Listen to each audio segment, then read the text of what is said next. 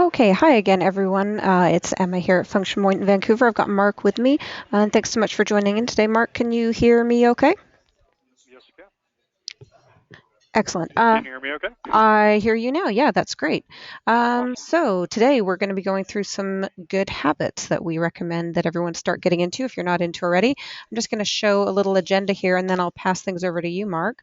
So our agenda today, just looking at how to set yourself up for success with some best habits for the system, some important steps for billing and cost analysis, and things surrounding approval statuses, uploading scanned expenses, revenue schedules, cataloging, custom fields, list maintenance, all kinds of cool things.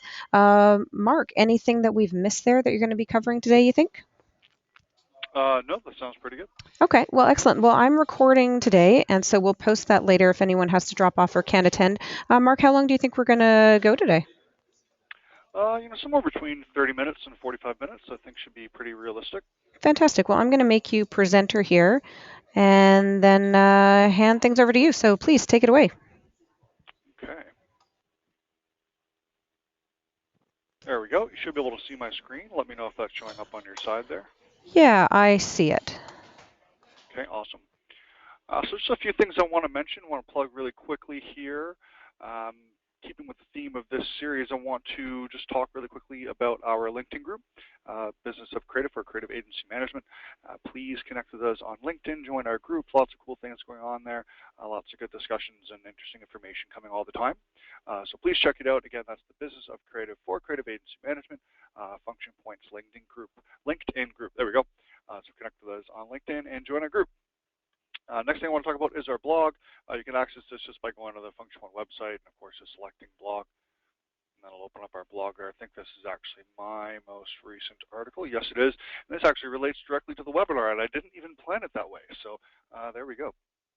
But this blog is actually a bit of a checklist as to things that you can do to set yourself up for good habits in the new year. And that does relate directly to what we're going to be reviewing today because, what I'm going to be showing a lot is how to fix problems that bad habits form when you're using the system day to day and you're kind of forgetting to do certain things. And what that's going to do is it's going to, for those of you that have been in the system for a while and some of these problems may exist in your program, it's going to show you how to go ahead and fix them or clean them up. And for anybody that's new in the system, or maybe you haven't had some of these issues, but you're looking to establish those good habits, good practices, it's also going to accomplish showing you how to can either continue doing that or make a good start in the new year. One thing I want to throw out there really quickly, almost as like a bit of a preemptive apology, is that some of the things that I'm going to be showing you today, some of the solutions for some of the problems are not really all that user friendly. And what I mean by that is that they're just time consuming. So a really quick example, and you're going to see this in the webinar, is an example being, let's say, estimate statuses. You're hindering your ability to report on potential work if you're not keeping up with, tracking your estimate statuses appropriately. Now, unfortunately, if you've been doing that for a long time, there is no quick fix for that. I'm going to show you how to do it today, but it's going to be labor intensive. It's going to take you a while to go through and sort that out. So I'm just kind of throwing that out there right now that some of the solutions I'm going to be showing you to some of these fixes for some of bad habits. You may not like them, but once you get into a rhythm, it doesn't actually take all that long, and it's hugely beneficial, especially this time, especially going in the new year, to have your system cleaned up and have those good habits formed moving forward, and then you'll never have to deal with it again. So, if you look at it that way, it's just a one-time thing. So, if any questions do come up while we're going through, please feel free to ask them via the GoToWebinar question panel. We'll try to get to as many as we can during the webinar today. Any questions that we can answer, of course, we'll follow up with in a later time. So without further ado, let's jump in.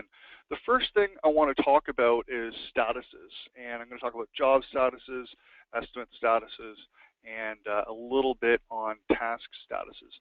And the first thing I want to mention is that I see this all the time with agencies going overboard with their statuses, especially agencies that are just starting out, and oftentimes agencies that don't have systems in place. So they're coming to function point from a lot of manual tools or perhaps a lot of simple disjointed systems, and they're not really used to tracking things.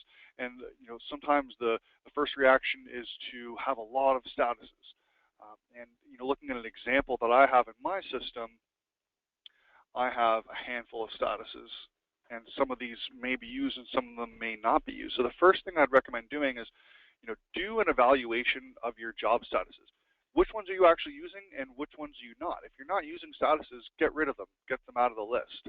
If you have a variety of jobs that are sitting in a certain status, and then you may want to change them if it's no longer applicable. So this does relate to list maintenance. I'm going to touch on list maintenance in just a bit. But one thing I want to mention here is the status of completed. The status of completed is a weird one in Function Point. It's actually turned off for new users because of some confusion and complication. It is used to accommodate a certain type of workflow process, and if we have agencies that ask us, how can we accommodate this type of workflow process, we'll recommend they turn the completed status on. So what this does is completed is considered an active status. So if you were to click Find Active, you're going to find all the jobs that are marked as completed. So a good habit to get into is either using this properly or not using it at all. So an example of a workflow process might be a job is open, and then it goes to the clients. The work is then back to open, and then it's marked as completed.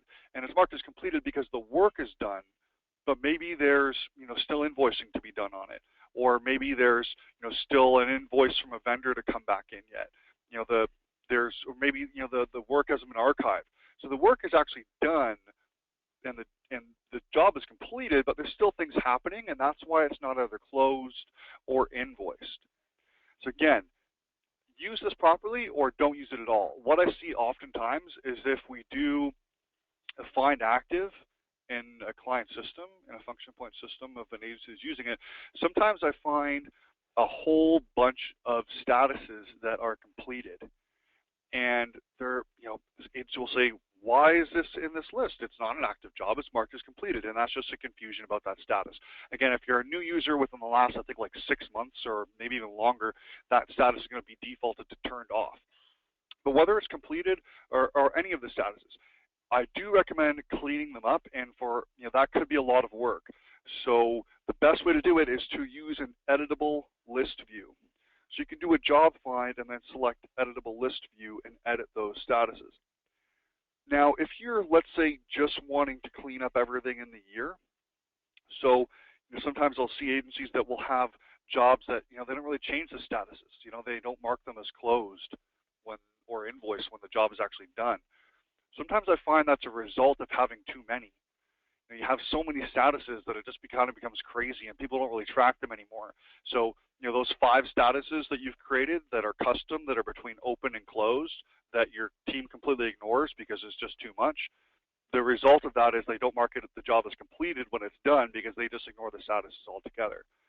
So if you have problems with statuses and you've been using the system for many years, maybe you just want to clean up everything where the status is open and the delivery date is less than today. And we had a webinar recently all about these find routines. So everything due before today where the status is open, find those jobs. I probably don't have too many. So here's a list of all the jobs that are due before today where the status is open. You might have a massive list here. Go through these. If the job is still open because you've gone past the date and it's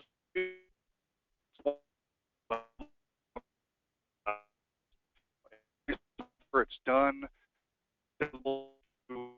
go ahead and update those statuses. Once you're looking at editable list view, you can go ahead and choose to complete these statuses or put them to closed. And closed or invoiced, either accomplishes the same thing. In fact, I'm going to touch on list maintenance really quickly right now. As far as getting rid of the statuses you don't want, and again, if you're using completed and you're not using completed effectively, please turn it off. It's only a benefit if you use that workflow the way that it's meant to be used. But in the admin section, under System Setup, under List Maintenance, we're going to find our job status. Some of these, the system will not allow you to delete. such as completed. It is a default system status, but I'm just going to turn that off. I'm going to turn on hold off. I'm going to turn preliminary production. I'm going to get rid of all these guys because I don't really use them anymore. I just want open, invoiced, closed, and canceled. That's it. Save it. I might, again, do another job find and look at all those jobs with those active statuses that we no longer use. Because if you make a status inactive, it doesn't mean that all the jobs that have those statuses are now gone. They're still going to have those statuses if they're there. You're just going to go in and adjust them. So that's the item on job statuses. Keep it simple, keep it clean, try to track your statuses appropriately, and when something is closed, change it to close or do a final invoice so that it goes to final invoice automatically. Any questions on the job status item at all? Hey, Mark. No, we haven't had any questions on that so far, but I'm really glad you are showing that and pointing it out because that completed status does hang people up once in a while. But I also really like that people can just make their own too. Yeah, for sure. So the next thing that I want, oh, actually, you know what? That's another thing I'll mention.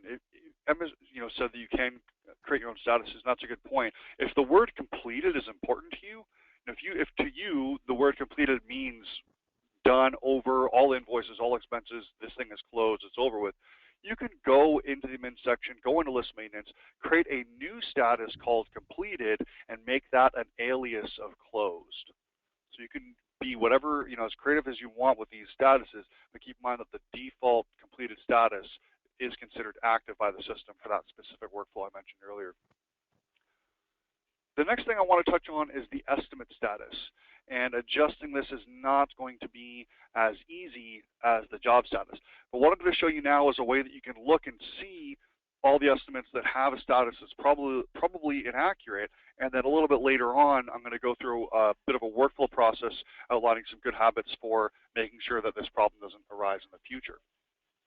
But the first thing I want to mention is, estimate statuses are important on reporting on available or potential work. So having a whole bunch of estimates that are in review or submitted with jobs that are open is going to make that difficult. So what you'll want to do is do an estimate find and say, show me all the estimates where the job is open.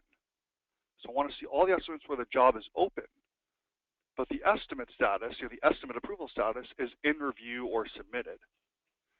Basically what that's saying is that somebody's opened the job or the estimate is still in review or still submitted, it wasn't approved. Now there is a workflow process that I know a lot of companies use where that is an applicable situation.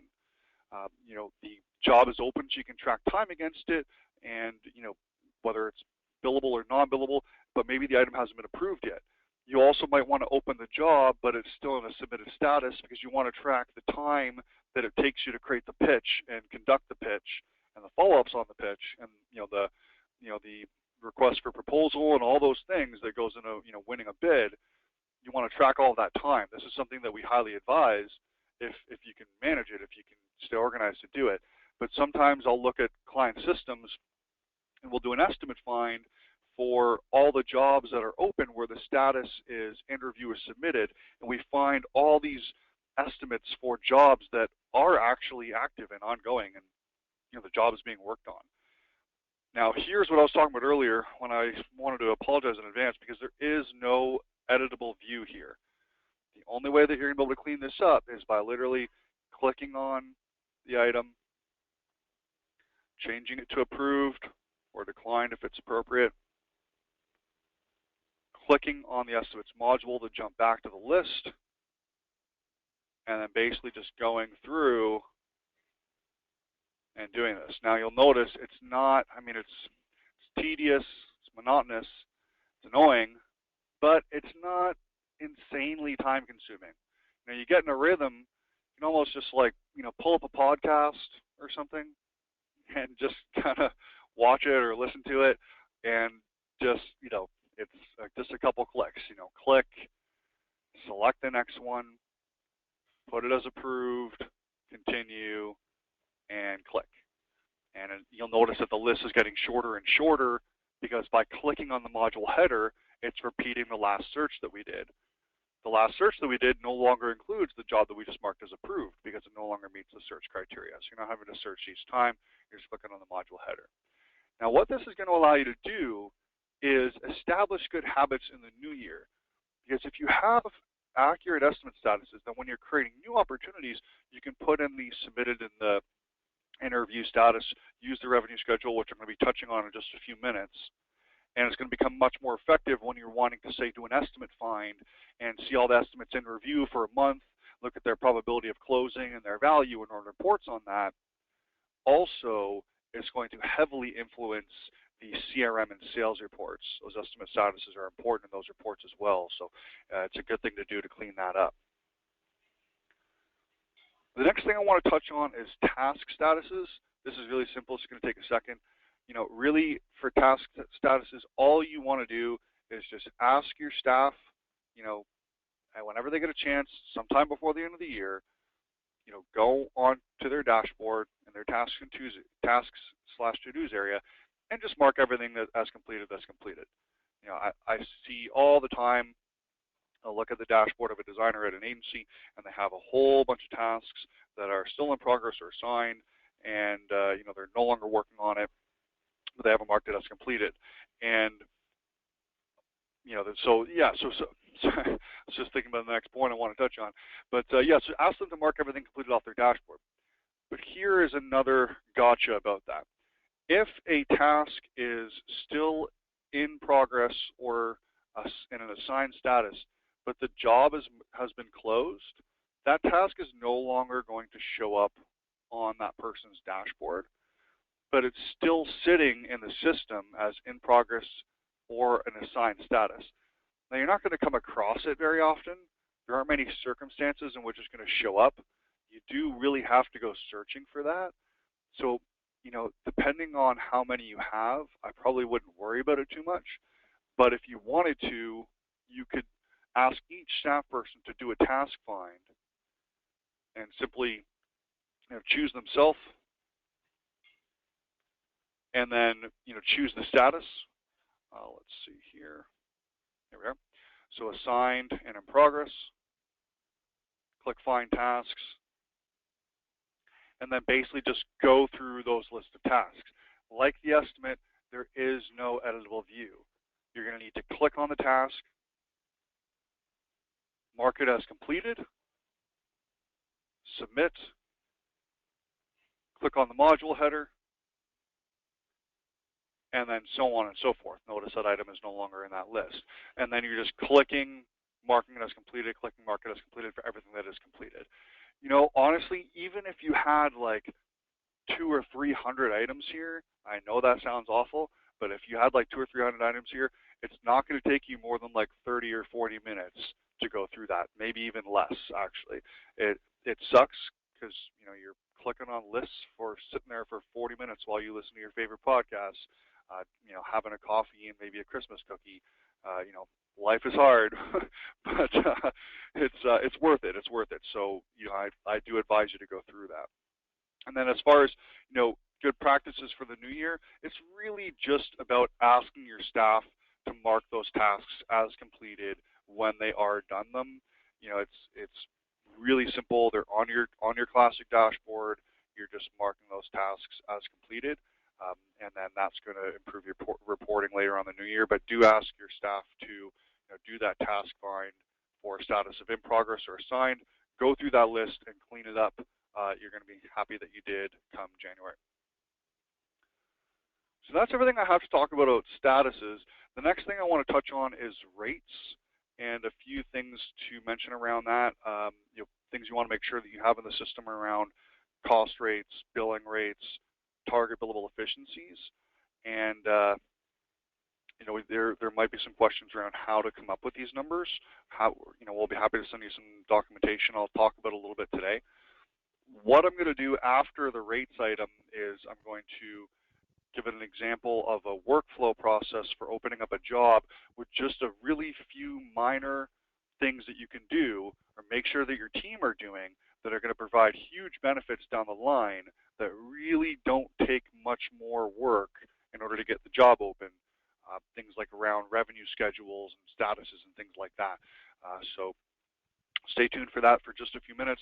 The next portion is around rates, but before we go into that, any questions that I can answer at this time? Oh, hey, Mark. No, we haven't had any questions yet, but I think this is all great material. Now, I was looking away from the screen for a moment. Did you get an opportunity or did you show just the option for showing tasks in that full screen view? Because I always find that's really helpful too if I've got a big list going, but you may have already shown it and I might have missed it. No, I didn't actually. That's a really good point. Thank you for mentioning that. Well, just, Uh, because people change their dashboards too, right? And may not have that task to do tile even showing. That's a really good point. So if you're not seeing this tasks and to-dos panel on your dashboard because you've customized your dashboard and you no longer have a classic, or maybe you're seeing it there, but it's just you have such a long list and you're having trouble scrolling through that. What you can do is you can look at the tasks to-dos page, which is essentially the tasks to-dos panel from the dashboard, just taking up the full screen. Now you can access this from the system's main nav bar and select tasks to-dos. You can also, if you happen to have that panel on your dashboard, click the little arrow to the right here to view this full screen. Now, what's going to happen here, and you might be asking, well, why is this list different than, you have 103 tasks here, you just had 4 on the previous page. The reason is that on your dashboard, you're seeing just your tasks or ones you've assigned to others. When you do full screen this, you have a much larger selection option as to who these tasks are assigned to. So I might say just myself, or perhaps I want to look at, the project manager list here. And I'm just holding Command on my keyboard, or I think it'd be Control for PC users, I think. And then, multi-selecting and then hit select. Those are all the tasks for that group. But typically, in this case, you'd want to say for yourself, and then you're, just going through, and then you actually can update these from that list there. But Emma, can you answer me a question? I If can try. if I have an in progress or assigned task and the job is closed, I don't think I'll see it on this list. See, I think you will, but I can certainly vet that while you're showing us rates and come back to you with a good answer before we wrap up today. Yeah, let me know that if you can kind of check that out, because I know that what the system tries to do is that once a job is marked as closed, any tasks for that job are no longer going to be upfront and visible. However, it doesn't auto change their statuses. And I'm pretty sure that actually, I shouldn't say I'm pretty sure. I'm not sure. This essentially, as I mentioned earlier, is the task to dos panel from the dashboard in full screen mode. So therefore, I don't know if it hides those tasks or not. So it may not be the solution for marking those tasks as completed for jobs that are closed, but I think Emma will find out for us. I will And find out. awesome. And we'll take a look at rates in the meantime. So the next thing I want to touch on is rates, and we have a webinar coming up all about rates in January. We're going to dive really deep into it because I find it's a really important item. But just a few things that I want to mention, as far as good habits and cleaning things up for the new year. This is a really good time to reevaluate your rates and look at your rates and make sure that they're realistic. And one thing I just want to throw out there really quick, because I do see this all the time, is that if you as an agency are consistently charging a fixed price for your work, you don't need to have such a detailed rate structure by person unless you are using those rates to come up with those fixed prices. So what I mean by that is, so often I talk with agencies and they'll say, well, we're charging $10,000 for this job. And I'll ask, why are you charging $10,000 for this job? And they'll say, well, it's just, it's simply what we charge for that, and it was negotiated by this client, and, we don't really have much reasoning other than that. And then they have a very complex rate structure with a variety of different billing rates for different staff, people for different services, but none of that has any impact on what's being charged for the job. It also doesn't have any impact on reporting on profitability because we're referring to billing rates and not cost rates. So I recommend, just try, if that's the case, you can try to clean things up a little bit or use a simpler rate structure that, isn't so prone to errors if you have so many different rates for so many different services for different staff. That being said, if you are using those rates to come up with the fixed fee, that's a different story. But I just wanted to throw it out there, and it's going to become a bit more clear as we look into the rate section and then into our workflow example. But first of all, if we go into our admin section here, we can go into rate and staff management and take a look at the rate categories. And I have some standard categories here, standard rate, higher rate, discount rate, and the cost rate. I'm not going to touch too much on the cost rate right now, but the cost rate is something that the system uses for reporting purposes, typically not used for tracking purposes all that much. But these are some rate categories. So, the first thing that you can do is just look at the rate categories. And if you're not using, if you look at the list, you say, well, we never use that rate. I don't even know what it is. I come across that all the time. Usually agencies that have been using the system for a long time, they created a rate category to accommodate some client request, a year and a half ago, and it's no longer valid. Just, select it and then just make that inactive. So that's, just something that's a good idea to do, is go ahead and make any rate categories inactive that you are not using. The next thing I want to do is take a look at your service rates and markups. And let me just kind of track back to where I found this.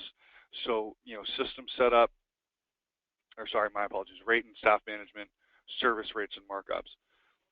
Now, something I see a lot is messy rate categories where somebody has been creating categories, but they haven't been going through and doing the legwork to make sure that they're accurate. And again, this is something that can be a bit tedious and time consuming, but I do advise against it. So if we look at this, I have my standard, discount, and higher. So if I scroll down here and I see, okay, well, client management, we have 0 for my discounted rate for client management. Perhaps when we're managing the client on a discounted rate, we don't charge for it. So that looks okay. But as I scroll down, what I see a lot of situations is, we have errand. Maybe this isn't something we track all that much, but it's in there as a non-billable service. And I can see it's non-billable because it's 0. What I see a lot is an agency will create a new rate category, and they put the default rate of maybe $120 an hour, and they save it, and it applies that $120 an hour rate to all of the services in the system. What you need to do is you need to come into this page and scroll through it, and where you see $0 on your standard rates that already exist, if that is still non-billable for the new rate category you just created, you need to make sure that you're not finding 120s here, whatever it is that I so often see. I see this all the time. Even if you're listening to this and you're confident that your rates are clean and organized, I still can't stress enough how much I recommend going through this page and making sure that you're not seeing any problems here. And this actually all looks pretty good. But where I do expect to see some problems is the managed staff rates page. So again, review the managed service rates and markups page, then jump into the staff rates page. I see a lot of agencies with staff rates that are kind of all over the place.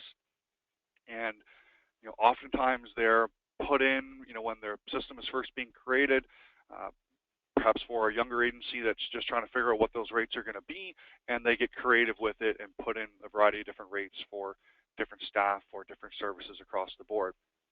But what I want to point out here, and I highly advise opening up this page, going through it, and making sure that it's clean for every single staff person you have in the system.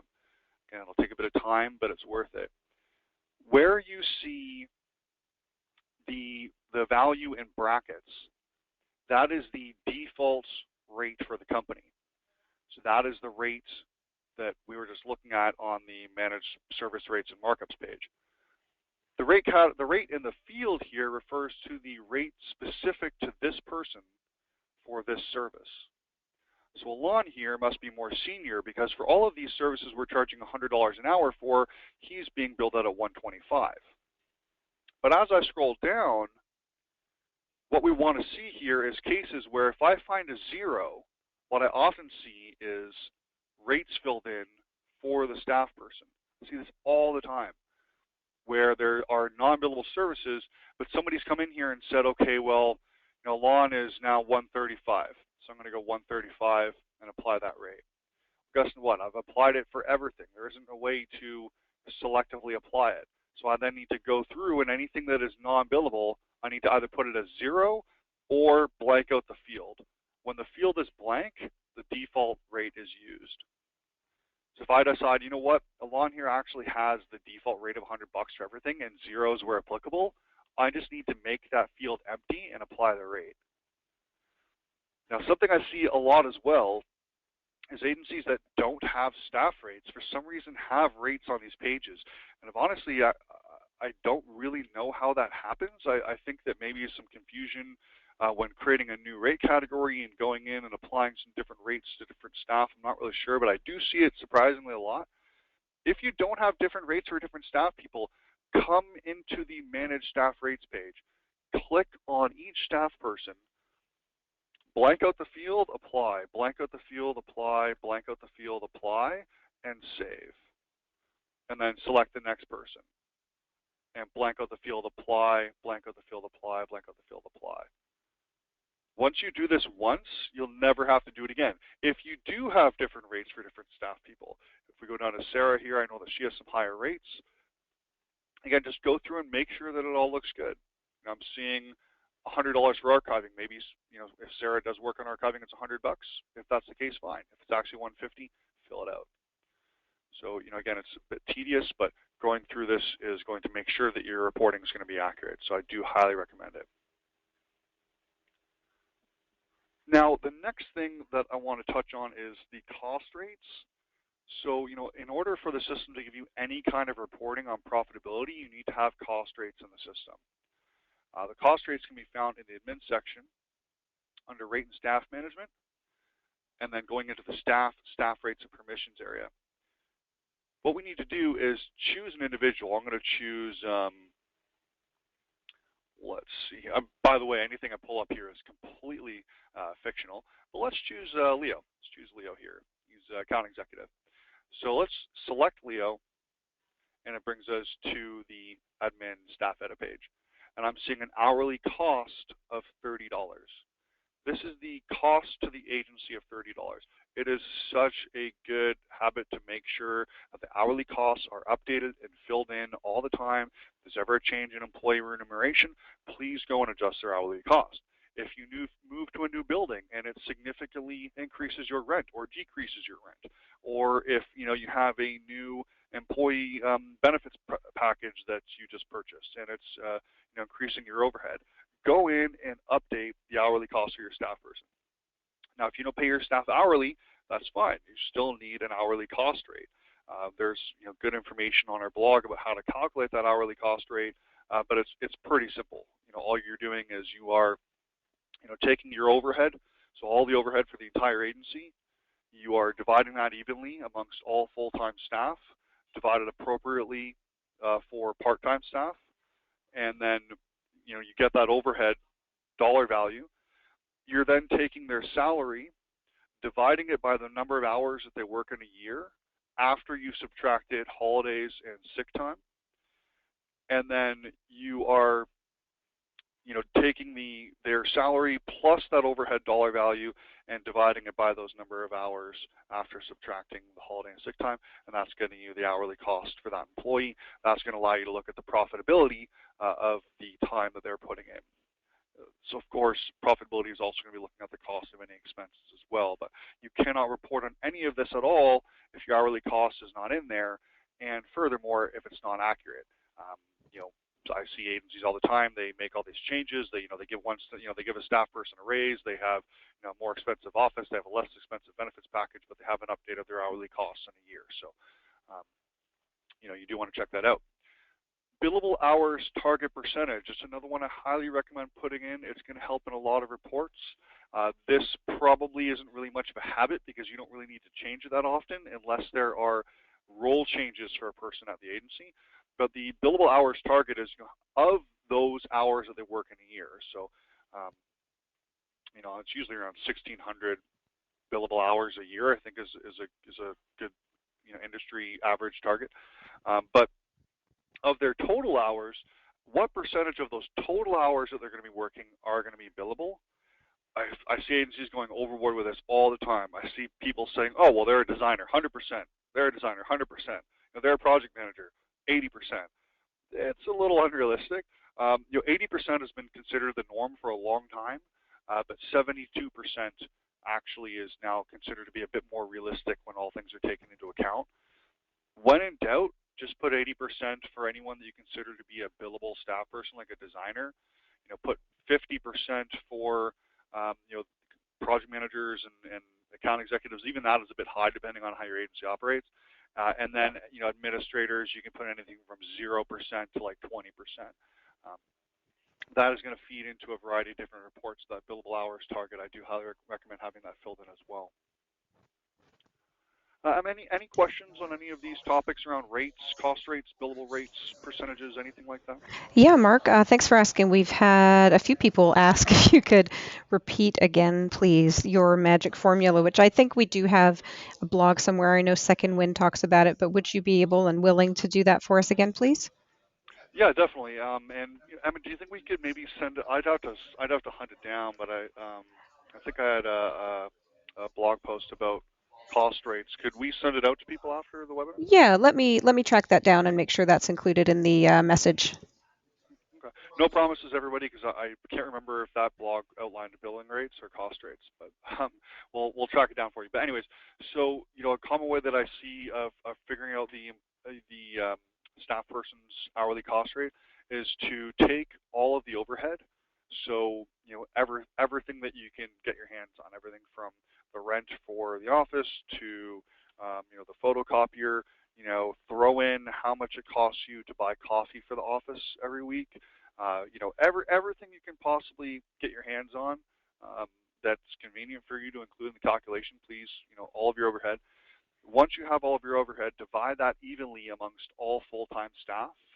If you have, two part-time staff, then of course they each get a half of the portion. So, adjust appropriately for part-time staff or seasonal staff and things like that. But again, that overhead divided evenly amongst all staff. You then want to take the salary of the staff person and you want to divide that by the number of hours that they work in a year after subtracting vacation, holiday, sick time, anything else that you can think of. So, you would take the number of working days in a month, but then subtract, each of the holidays, and then, if they have 2 weeks of vacation, subtract those 2 weeks of vacation, subtract, if they get like 5 sick days a year, just, make the assumption that they're going to use them all, and so on. Once you've subtracted all of those different hourly variables of holidays and sick time and things like that, you get a number of hours that you expect them to work in a year, and that's total hours. It has nothing to do with billable. So the number of total hours you expect them to work in a year. Take the overhead dollar value, add it to their salary value, and then divide that number by the amount of hours that you figured. And that will give you the hourly cost rate for that staff person. Emma, do you think that was a good overview? Does that clear it up? Oh, I totally wasn't listening. No, just kidding. No, I was just communicating with our communications coordinator, Laura, who's going to make sure that the blog is included. We did find your blog. That is called 3 Factors for Calculating Creative Agency Profitability. So that will be included in the follow-up message today. And it does have a good example in there and what you're describing. So yeah, I think that's great. Sweet. I hope that my verbal description matches my written description that I have in the blog. I'm sure it does. It's We'll, pretty we'll, standard we'll let you calculation. know. Everyone, just let us know if we've got it right or not. All right. So the next thing I want to touch on, I know that we're running a bit short on time, but it's going to be really simple. But the next thing I want to touch on is a bit of a workflow process and a couple things to keep in mind when opening up jobs. So, what I'm going to do here is I'm going to go ahead and select to add an estimate. I'm going to add an estimate for my client, McDonald and Company here. Now, trying to think about how to communicate the level of importance of these items when it really is a bit subjective. It depends from agency to agency. But let's call this webinar example. A few good habits to get into. One, choose a contact. If it's not a required field, so I see it skipped oftentimes. It's just a good habit to get into. If you have a contact for the company, choose the appropriate contact that you're working with. If you click this button here and you don't find a contact, you might just want to go ahead and choose to add one really quickly. You don't have to leave the page. You can right-click this, open it up in a new tab. If we didn't see it in the quick list, we could do a find. So we could find in a new tab and then search for McDonald and Company and then add a new contact. And then once you do, they'll be included in that list there. You don't need to refresh this page. You're not going to lose your data. So get the contact in there. It's just a good thing to do. We then have a close probability. Now, this is something that I'd recommend putting it in. It doesn't, it takes hardly any effort at all. It's not very scientific. It's subjective. It's just based on the account executive or whoever it is that's building this out. But it takes 2 seconds. If you feel that this is a really, really high probability, then put 90%. If you're completely confident, 100%. One thing I'll mention is it doesn't matter if you put 50 or if you put 0.50.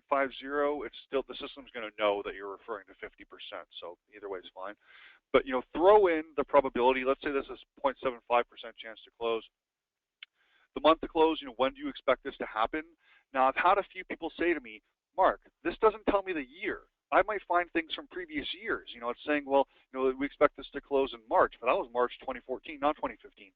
That is only ever going to be a problem if you don't keep up to date with your estimate statuses. So if you're trying to run sales and CRM reports by the month to close, which, by the way, the sales and CRM has some awesome reports that use the probability and the month to close values to give you really good forecast information. That's why it's so important to get it in there. But if you're running reports based on month close and you're using, in review or submitted statuses, the only way you're going to see something a year old is, one, is that opportunity a year old? And if it is, you know what?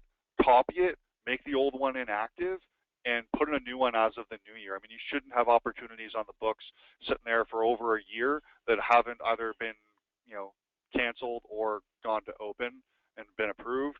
I'm sure that there's somebody out there listening to this webinar thinking, that's not true. I have pitches that could go on for a year and a half, but I think that's probably really uncommon. So again, it's only really a problem if you don't track those statuses. So close probability, month close, description. Throw in a quick description. If you have the description somewhere else, just copy and paste it in there. Even if it's high level, even if it's one sentence. Brochure for Mac and Co. So often I see this field, and this translates to the job description field, show up in different places, in different reports, in different views. And I'll ask a client, what was this job for? And they'll say, I'm not really sure. Let me click into it. And then they look at the title and the company, and they're thinking, oh, okay, you know what? I know what this is now. If there was just a really quick description, it would help so much. So fill that in. I almost want it to be a required field, or maybe an optional required field. Delivery date, of course, important. Get that in there. It is the date that the work would be due on. It is not the date that you expect that to close. The category, how do you plan to bill for this work? Some people use work type for that. Fine. Either one is fine. It's optional fields, but get it in there. It's can be helpful for searching or reporting later on. Your services. Now this one, I was contemplating if I should go into cleaning this up a lot, but I decided not to because it can be pretty big undertaking. But I do highly recommend that you clean up your service group and service structure. If you ever at any time click on anything here and don't immediately recognize what you're finding and know exactly what its use is, ask somebody else in the agency if they know, and if nobody knows, then get rid of it. If nobody can answer why output file transfer is here when we never track any time for that, we never bill it, we never really do it, so why is it even here, then get rid of it. And the way that you would get rid of it is by going into the admin section, into service and expense management, going into your service groups. So this is your list of service groups, choosing web design in this case, and saying, okay, well, output file transfer, I don't need that in this group. It still exists in the system. It's still a service in the system that you could select later on if you want, but it's no longer in that group. As well as the service groups themselves. If you're looking at something and you think, okay, well, we don't really do event and trade shows anymore. So then, get rid of it. Go and turn that whole group inactive. This should be a clean list. This should not be messy. I'm going to choose something really simple for now.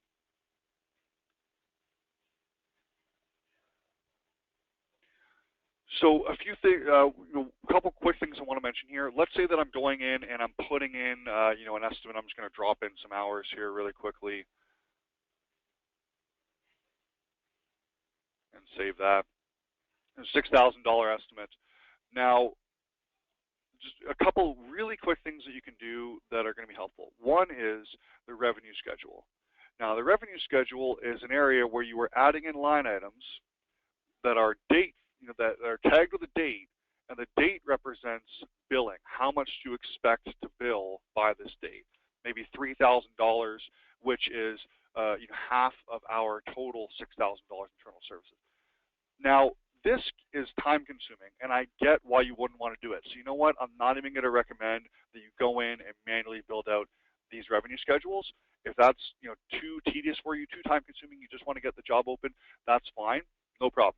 But what you can do that takes literally one click is when you're creating an estimate, at the bottom left, there's a button that says Auto Revenue Forecast. All you need to do is just click that button that says Auto Revenue Forecast. When you click the button that says Auto Revenue Forecast, it takes 100% of the value of the estimate and creates a line item with a date that is the due date of the job. This is all then going to feed into a forecast report. So it didn't take any extra work at all. But you can now go into the admin section, go into plan, and there, in our plan area, we're going to find a gross revenue forecast report. That gross revenue forecast report is going to show you each month of the year, or as far out as you tell the report to go, and then the type of revenue you're expecting each month.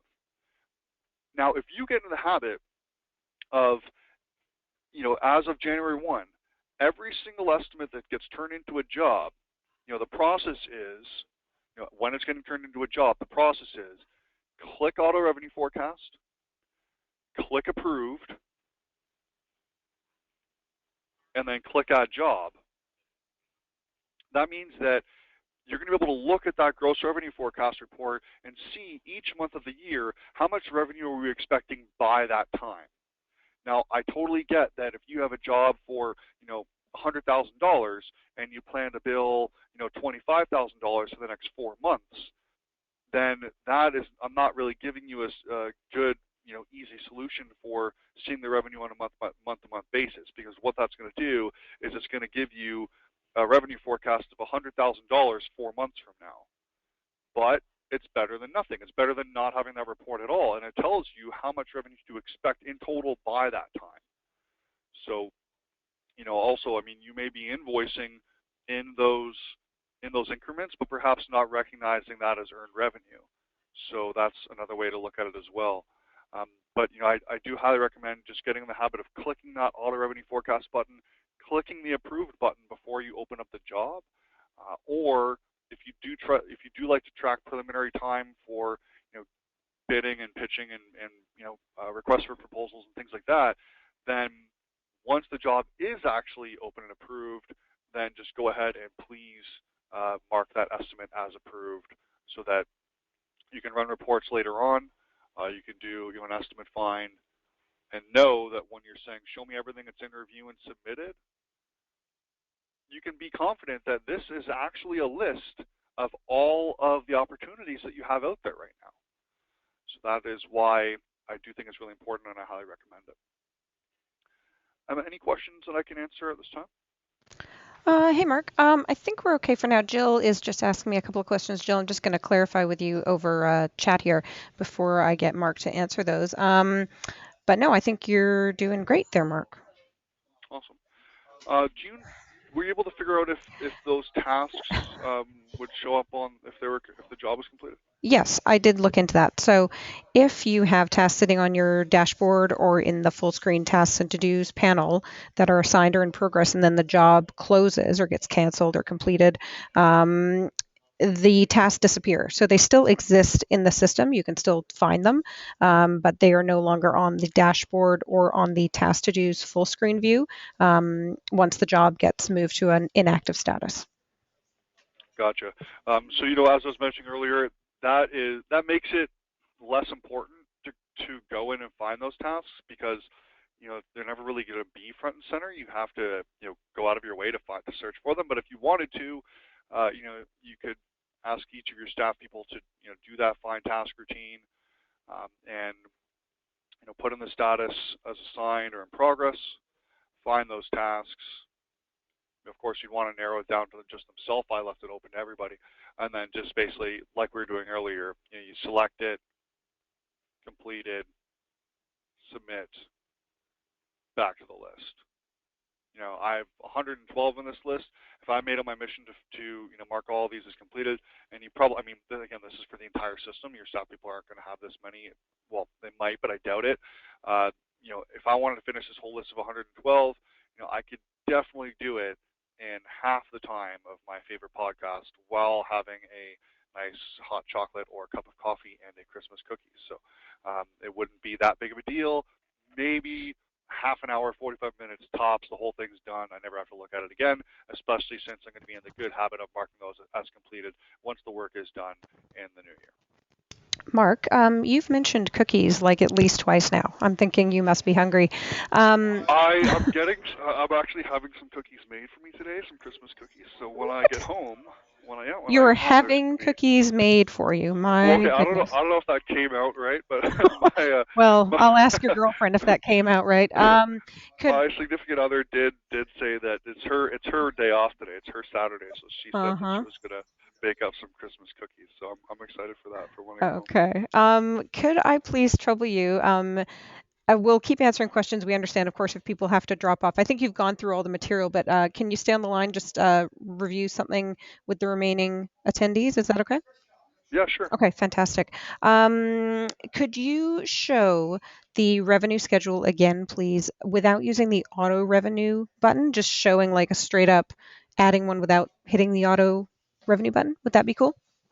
Yeah, no problem. So let's take a look here. Okay, so when we're looking at an estimate, so when you're looking at an estimate details page, you're going to find the revenue schedule tab here. And what you're doing is you're adding in a revenue schedule line item. And you're adding in lines that represent dates and what you expect to bill on those dates.